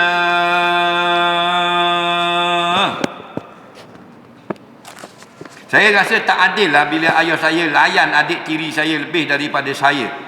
Saya ni macam bukan anak dia je. Dah, apa kabur aku? Kabur ayahmu lah. Tak apalah buat panduan. Ingat kita tak wajib samakan kasih sayang kepada anak-anak. Tak wajib sama. Pasal kasih sayang tu benda hati. Hati payah nak timbang. Tapi luaran wajib sama. Maknanya kalau yang ni kita beri duit, ni beri duit. Yang ni kita beli pakaian baru, ni pakaian baru. Okey? Itu maksudnya. Perasaan tak apa tak sama. Kita lebih sayang yang bungsu, ada yang kita sayang yang lebih suka tolong kita, tak salah dan tidak akan disoal di akhirat. Kita lebih sayang pada mana-mana. Tapi jangan zalim. Zalim maksudnya dari segi zahir kita lebih duk beri kat ni, tak beri kat nu, berasa hati dia. Jadi sebaik-baiknya kita buatlah, jangan sampai anak kita berasa hati. Faham lagi? Jangan ikut suka kita, betul kita. Kerana kita ramai anak. Kalau orang puan nak beranak, lepas tu adakah tanda-tanda keluar darah itu dia tak perlu solat? Dengar baik-baik. Yang tak wajib solat ialah keluar nifas. Perempuan yang nak beranak, dia akan keluar beberapa jenis darah. Pertama, darah dekat nak beranak. Yang kedua, darah ketika sedang beranak. Yang ketiga, darah selepas beranak. Kena faham tu. Pertama, darah yang belum beranak lagi, sakit nak beranak. Dia beranak garik karang. Pagi ni panggil bidang, masuk hospital, tengah sakit, keluar darah. Bukan darah nifas. Wajib qada. Lepas nanti kering nifas. Kalau tinggal solat. Okey? Kemudian tengah beranak. Dia tengah anak keluar pada dah molek orang bang maghrib contoh. Maka beranak selepas waktu isyak. Bermakna sejam 10 minit dia meninggalkan solat isyak.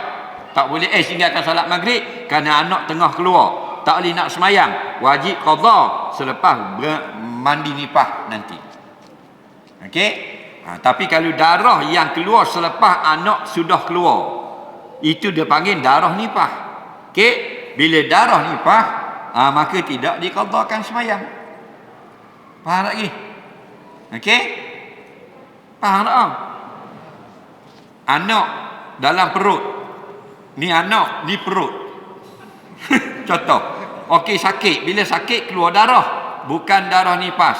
Wajib solat. Ya, tapi tak mampu nak solat, kena kesakitan nak beranak. Tanda satu solat tertinggal kalau ada tinggal. Qada lepas kering darah. Okey. Anak sedang keluar. Bukan juga darah nifas. Tadi dia panggil darah pasat, masa sakit. Anak sedang keluar, darah tolak, tengah keluar pula darah. Bukan nifas lagi. Kalau ada makan waktu solat, masa tu tak solat, qada selepas kering darah nifas. Anak sudah keluar, baru namanya nifas. Anak keluar darah. Itulah nifas. Waddamul ladzi yakhruju min rahimil mar'ati akiba wiladah. Darah yang keluar daripada rahim seorang ibu setelah anak selesai keluar semuanya. Maka darah nifas ini sama dengan haid. Kena qada tak? Tak qada. Okey? Jelas. Dah kita kat gini masih nak kering nifas, khabar tak ke bini? Tunjuk tak pesanan dia? Nak khabar itu masa awak sakit tu 2 waktu tak semayang oh. Saya tanda, abang tanda. Ada tak kita buat kita ke bini tu? Ada, saya cakap Dah kita duduk tanya dia hari-hari. Tanya, nampak lagi? Berapa hari dah ni? Bini kata 32. Bukan 39. Aduh mat tu lah. Betul tak? Mu suka ke dirimu sendiri tu. Duk tanya tu nak unggar dia. Aduh lah. Ni nanda ni. Dah dia mana ingat dia sakit. Macam nak kita tanda. Tinggal sakit masa maghrib, tinggal tak? Dah nak semayang, nak qada lagi. Nak bawa tak? Nak? Mana ada kita pesan itu? Kita tahu kalem dia. Tengok pada piyah serung. Soalan seterusnya,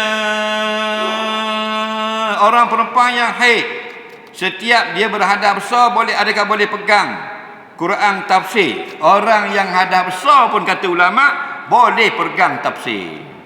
Faham lagi? Soalan seterusnya sikit lagi. Apakah hukum sekat jalan keluar masuk tuan rumah perumahan? Baloh pula dah. Wi tanah, baloh tanah, wi rumah, berebut rumah. Dia gini. Tanah kita tak duduk. Kita duduk kat lain. Kita ada tanah di Tebauk ni. Kita duduk hotel. Tanah kita ini jadi laluan orang kampung. Okey dengar masalah dulu. Jadi laluan orang kampung. Faham lagi? Kemudian setelah beberapa lama kita pun daripada hotel nak balik duduk terbau. Kita buat rumah sini atas tanah tadi. Maka tengok dulu. Jikalau orang kampung tak ada jalan lain dah, kalau kita tutup, wajib kena buka. Dah buka dosa. Itu fiqh Islam. Tapi kalau ada jalan lain, boleh kita tutup, tak haram. Jelas lagi. Okey. Tapi kalau kita duduk dulu orang nak minta belah tanah kita, itu budi bicara. Yang kata haram kita tutup pagar, orang kampung lalu dah bertahun-tahun atas tanah kita. Kita tak duduk situ. Kita mari nak duduk kediam. Wajib kena buka jalan walaupun sedikit.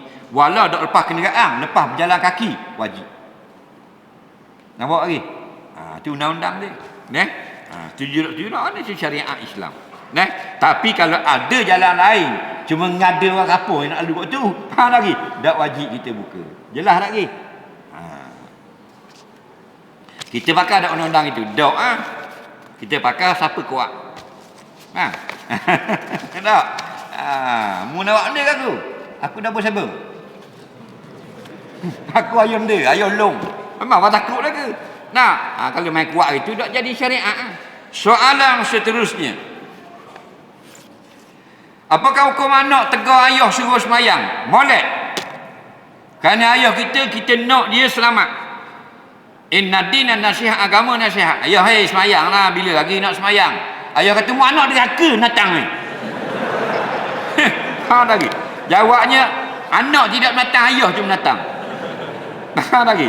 Deraka kan ni bukan anak tu deraka. Mu tu deraka pada Allah. Anak tu tolong tegur. Faham? Jadi jangan kita berhenti diam. Tak tegur ibu bapa. Faham? Cuma bila menegur ibu bapa, wajib jaga adab.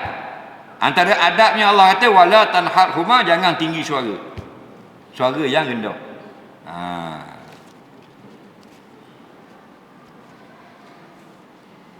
Dia boleh tulis ayah pula kata aku anak deraka.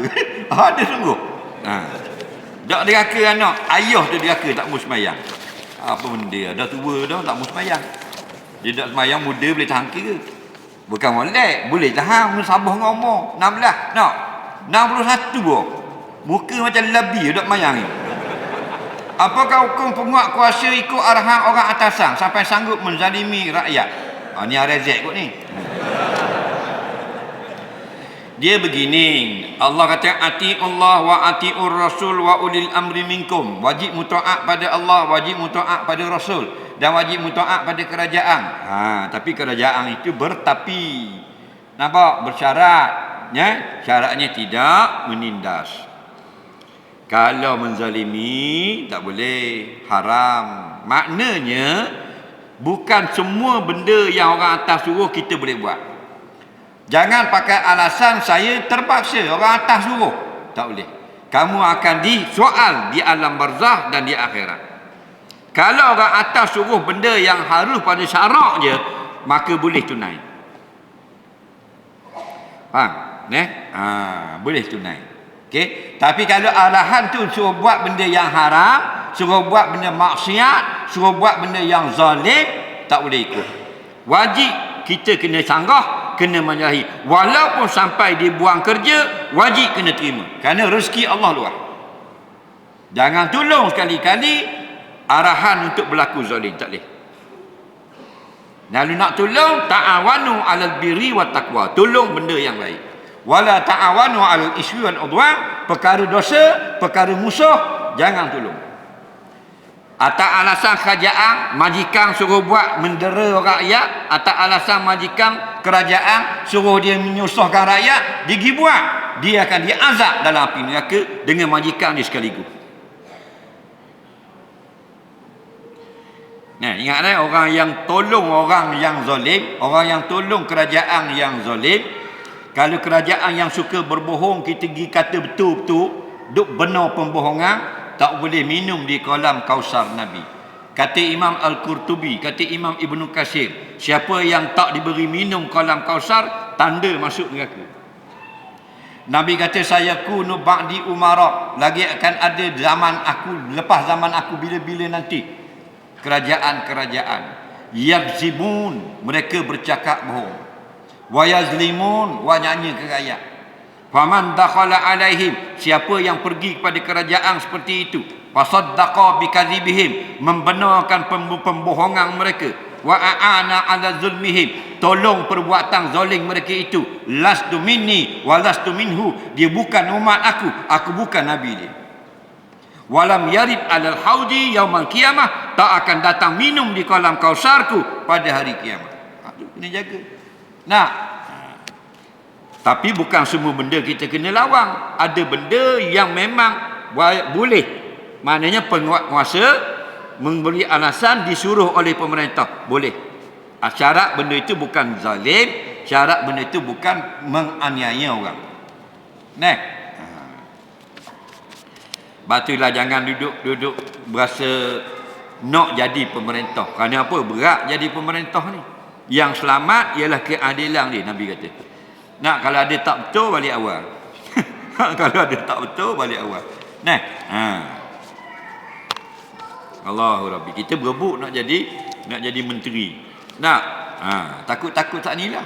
Nah, semua menteri hari kiamat dibangkit di padang mahsyar, tangan dia Nabi kata diikat pada leher, ikat di leher. Yang melepaskan rantai ikatan itu ialah keadilan dia semasa menjadi kerajaan. Takut tak? Kita berebut dah menteri 50,000 haji. Mu nak fikir hadis Nabi. Nak. Tapi mesti kena ada fardu kifayah, kena ada pemerintah. Nak.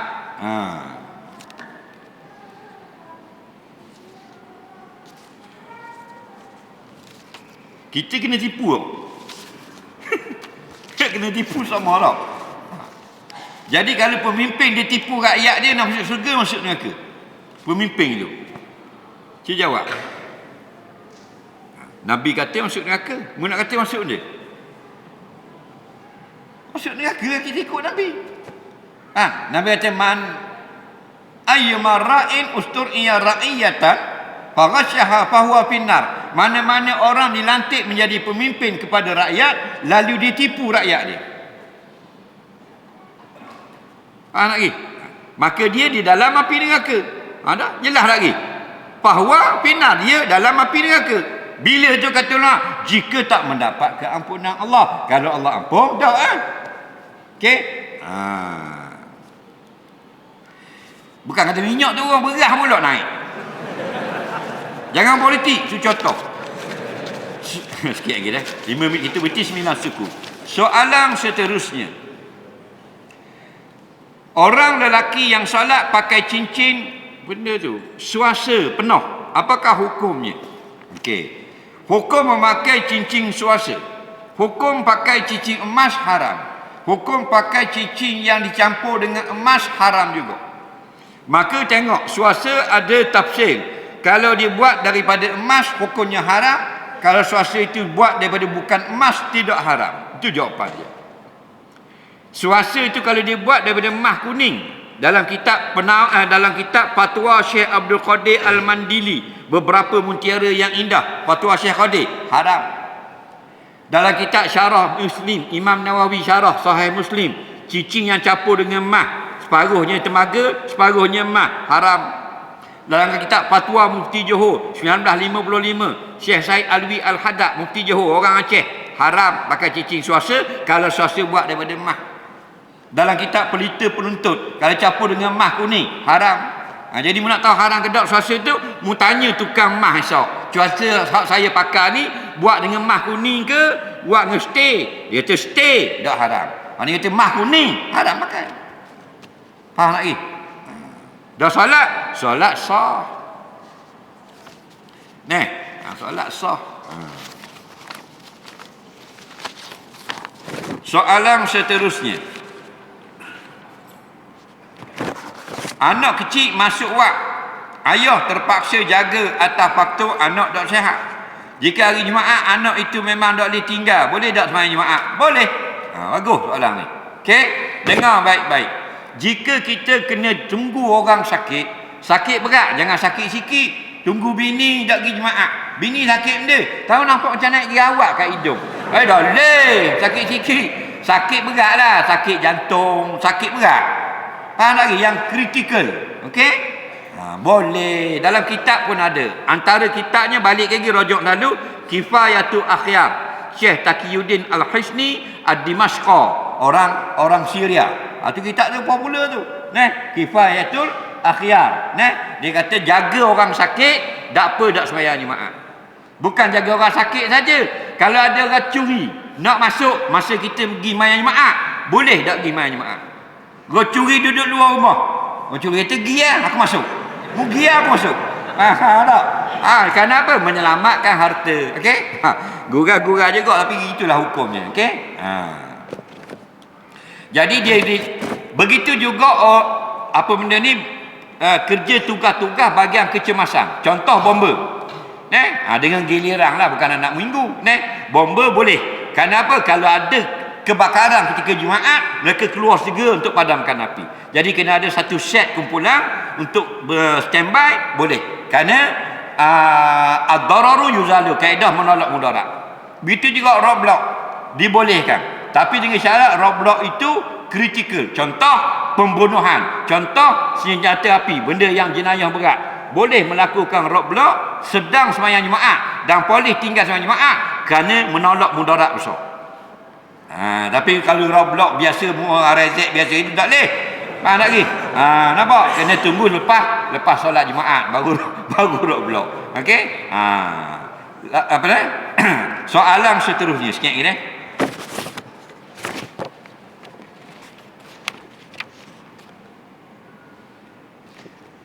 Isteri berpantang edah suami meninggal. Bolehkah beliau pergi hospital tunggu anak kerana tak ada orang nak tunggu, sakit jenat? Boleh? Boleh. Faham? Anak tak ada orang nak jaga, susahlah budak. Mak baru mati suami, tak ada orang nak wakil. Boleh. Tidak siapa nak jaga, baru kecil anak dia menangis situ. Nak dibolehkan. Bukan saja-saja keluar rumah. Okey? Tapi kalau ada wakil tak boleh. Contohnya dah kakak budak tu akan teman anak tu. Dia tak boleh keluar rumah. Kerana bila perempuan mati suami, dua kewajipan. Satu ialah apa benda ni iddah. Satu lagi ihdad. Iddah maknanya hari-hari yang dia perlu menunggu sebelum berkahwin dengan suami lain. Ihdad maknanya berkabung, tidak keluar rumah.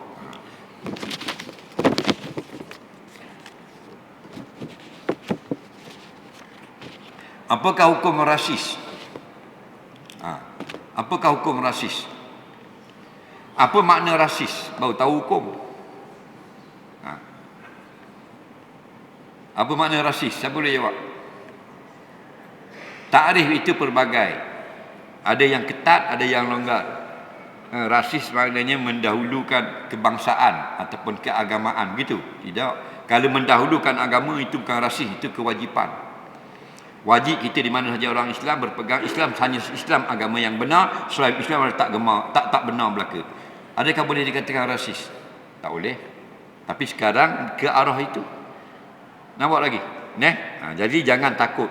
Kita hanya takut perlu kepada Allah. Terangkan kebenaran Islam, nyatakan setiap saat kebatilan selain Islam. Jangan takut pada manusia. Allah sebut dalam Quran jelas, wala takhshawun nas wakhshawni wala tashtaru bi ayati samanan qalila. Jangan takut manusia, mu kena takut aku seorang saja. Jangan jual ayat aku dengan harga murah.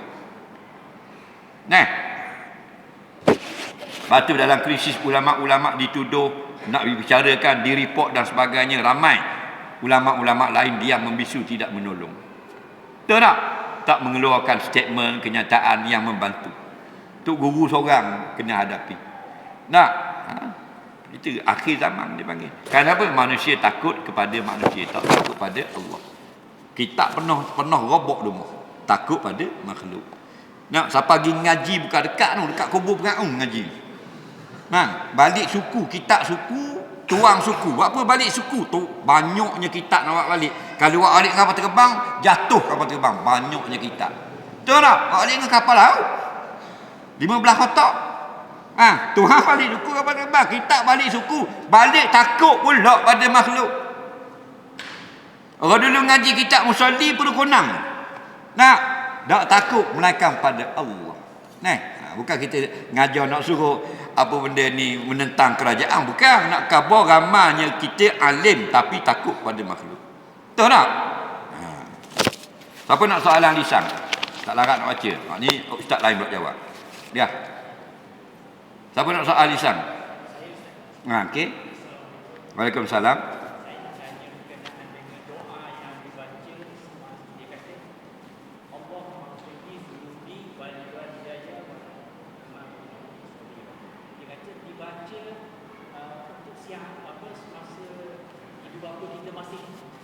Jadi satu ustaz kata doa ni kalau dibaca, kalau masa tu bapak dia kena seksa dalam hidup dia, Tuhan akan ringankan dia, dan dia kalau dia dalam syurga dia akan naik ke martabat dia. Jadi kawan saya kalau ustaz kata yang mati ni hanya Allah jadi confuse saya. Okey. Berlakulah confuse. Berlakulah kesamaran. Okey. Tak tahu awak mana betul, awak mana salah. Ada orang kata kalau ibu bapa kita masih hidup, kita tak boleh kata Allah maghfir lahu. Kita kata rabbil fili wali walidayya. Kalau ibu bapa kita sudah mati, doa kita berbunyi Allah maghfir lahu warhamhu wa'fu anhu. Jawabnya tak betul. Yang betul boleh belaka kita baca. Ayah kita masih hidup, boleh kita baca Rabbil fili wali walidayya. Ayah kita sudah mati, boleh gak kita kata Rabbil fili wali walidayya. Sebab apa makna dia? Maknanya umum. Rabbil fili, Rabbil wahai Tuhanku, ighfirli, berilah keampunanmu. Lam tu masuk pada ya mutakallim, bagi aku. Keampunan itu berilah bagi aku. Wali walidayya, dan beri juga keampunan bagi dua ibu bapakku. Ada tak situ khabar yang masih hidup? Tak ada khabar. Okey? Jadi boleh yang masih hidup ada rumah wali walidayya juga, atau ibu bapa yang sudah mati wali walidayya juga. Cuma bila doa datang dalam nas, doa solat mayat, kalau orang sudah mati, Allahumma ighfir lahu warhamhu wa'afihi wa'fu anhu wa akrim nuzulahu. Itu doa khusus datang dalam nas. Kita nak baca doa lain pun boleh. Allahumma ighfir li hadzal mayyit, boleh. Ya Allah ampunkan mayat ini, boleh tak? Faham? Jadi bagi saya lah. Tapi jangan marah ustaz tu pula. Dia umum. Awak nak baca Rabbil fili boleh, Rabbil fili Allah maghfirli pun boleh, Allah maghfir lahu, Allah maghfir li walidi boleh. Faham tak ke? Boleh, asal menunjukkan kamu minta ampun untuk orang tuamu, sama ada dia sudah mati atau masih hidup, popang-popang di rumah duk maidang. Okey? Lagi soalan. Dia. Ya.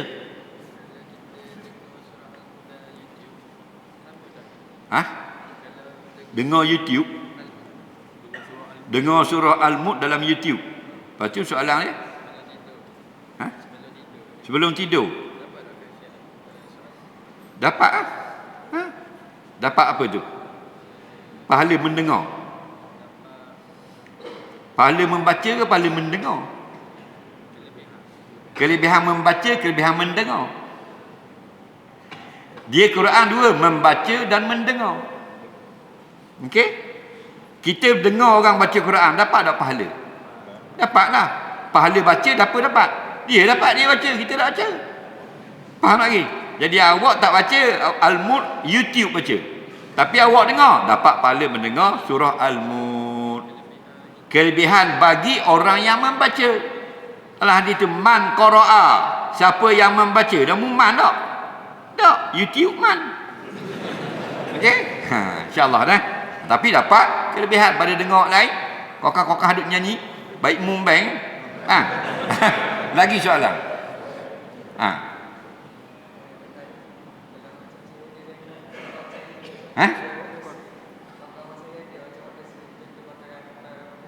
Baca? Nak tegur? Tegur macam mana? Kalau ada dia boleh direct lah. Rasa kawanmu aku tak kenal. Ada kawan kita yang boleh kita secara langsung tikam direct, dia boleh terima. Ada orang yang jenis kena U-turn dulu. Ada orang kena pusing rambut tu, pukul patundang, pusing kat belakang. Nampak tak? Semua tu bil hikmah. Hikmah bukan makna dengan slow, dengan cara yang terbaik. Ada orang direct tikam. Nampak? Kita kerah pun dia boleh terima. Ada orang tak boleh kerah. Kena beri bahasa, kena puisi, kena puitis. Jadi tengoklah mukena dia, gunakan bahasa yang terbaik. Okey? Lagi soalan dia. Dalam telefon. Kalau baca Quran dalam telefon, kita buka ada Quran, tutup tak ada Quran, dia bukan hukum mushaf. Sebab dia tak wujud pun huruf itu. Dia application saja. Okey? Masa kita tutup, baik, sepakat mengatakan bukan Quran. Masa kita buka tu ada khilaf. Setengah fuqaha moden kata jangan setuh ke ayat Quran, setengah fuqaha kata boleh juga setuh kerana tidak dikira Quran. Jadi al-khuruj minal khilaf mustahab. Keluar pada khilaf itu lebih baik, lebih elok. Maknanya kalau kita tak perlu tak payah sentuhlah, baca saja sudah. Lagi soalan? Tak ada lah. Baik, adik. Bangun adik.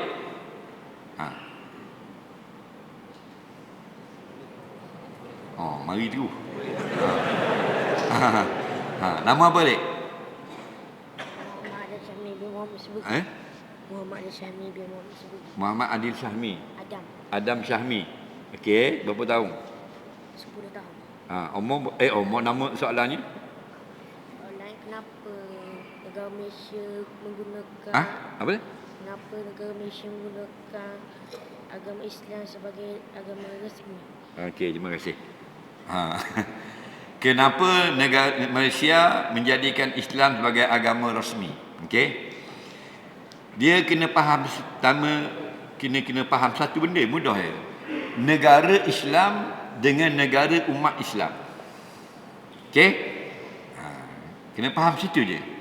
Negara Islam beza dengan negara umat Islam. Apa makna negara umat Islam? Negara umat Islam maksudnya negara itu ramai penduduknya umat Islam. Tak mesti dia melaksanakan Islam. Tapi kalau negara Islam, negara itu mempraktikkan Islam sebagai perundangan. Dia baca tak lagi? Okey? Negara Islam ialah negara yang mengamalkan Islam sebagai peraturan. Negara umat Islam, negara yang umat Islam ramai penduduknya. Jadi kebanyakan negara kita dalam dunia ini ialah negara umat Islam. Mesir negara umat Islam, 90% Islam, tapi tak mempraktikkan Islam dalam negara. Nak mempraktikkan sekular. Syria sekular. Jordan sekular. Lebanon walaupun 60% orang Islam sekular. Itu negara umat Islam ramai. Okey? Kita ni negara umat Islam ramai yang sedang berjuang untuk menjadi sebuah negara Islam. Cuma negeri kita ini oleh kerana ramainya majoriti orang Islam, maka dikatakan negara ini agama rasminya adalah Islam. Itu lebih baik daripada tidak. Jadi kita ada satu lagi jihad untuk menjadikan negara kita ini mempraktikkan apa yang Allah perintah. Nampak? Mudah-mudahan dapat keberkatan. Terima kasih pada sekalian yang bertanya. Moga dipertemukan pada kali yang lain. Mohon maaf kerana ambil masa yang panjang di tuan-tuan dan puan. Allah manfa'na bima 'allamtana, alimna bima yanfa'una, rabbana zidna ilma, rabbana atina fid dunya hasanah fil akhirati hasanah wa qina adzabannar. Rasulullah sayyidina Muhammad wa ala alihi wa sahbihi wasallam. Walhamdulillahi rabbil alamin. Assalamualaikum warahmatullahi wabarakatuh.